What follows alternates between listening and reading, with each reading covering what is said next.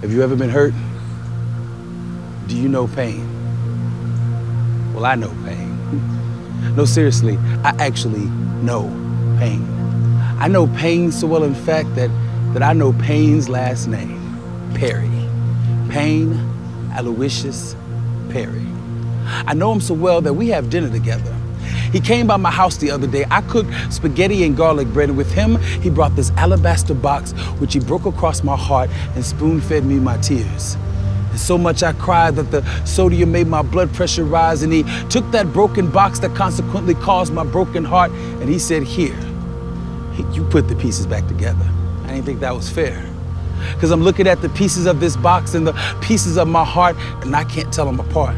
So I dropped them and picked up my notebook and pen and tried to use the leaves and ink to make mortar, and my words as bricks, but instead of fixing my broken heart, I built a wall to protect it. And it had a door, but I wouldn't give Payne the key. But all this poet's notebooks and all this poet's pens couldn't put this broken poet back together again, so I blamed Payne. I even made fun of his middle name.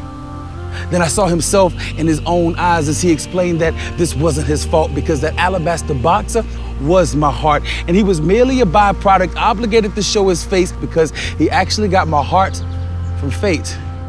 And I know fate. I know fate so well, in fact, that I know fate's last name, Franklin. Fate Maluka Franklin. And I invited him to breakfast because I needed answers. I needed answers like Dee, the dancer who went by the stage name Destiny. She sat across from me in this booth at the Waffle House, and I overheard her telling this cat she met in the strip club why she had to have this type of life when all she wanted was to be with her son. So over a bowl of Captain Crunch with a side of raisin toast, I asked fate why. Why did you give my heart to Payne? And you could have heard the grapes turn into the same raisins in that toast. It got so quiet in there, and I declare I thought I saw tears swell up in his eyes, and with a look that said it's the end, he explained, "Tavis, I don't exist. Only the past 36 years is your imaginary friend. See, you gave me a place in your life as a kid, so you wouldn't be held responsible for what you did. So when things didn't go your way, you could just say, oh, that was just fate." So you could probably guess I didn't like the answer he gave. So I made fun of his middle name. I even sang it like a little song. And after the third chorus, he was gone. And then it was just me. I was confused. And not used to being confused, I needed peace. So I paged him. Peace. Oh yeah, I know peace. I know peace so well, in fact, that I know Peace's last name. Well, actually, Peace is his last name, because his first and middle are Prince of.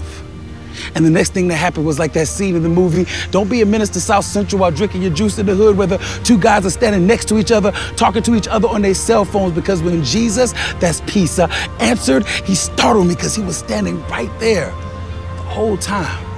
And as I cried over the pieces of my broken heart, he wiped my tears away with his hair soaking his locks, and he held me.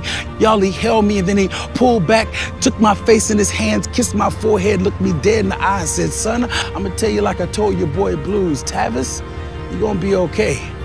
Then he went on to tell me as he held me that I didn't have to tear down that wall around my heart, but he did need the key.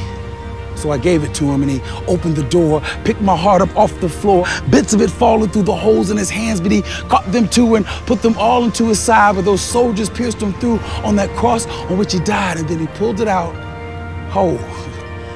I said, "But Jesus, I can still see the cracks." And he said, "They don't go away."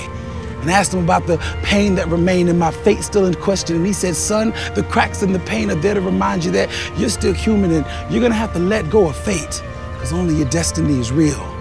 So when your heart is broken and on the floor in pieces it lies, and so real is the pain that you can cook for it and give it a middle and last name, you remember this refrain: the Prince of Peace was always there. Just let him behind the wall.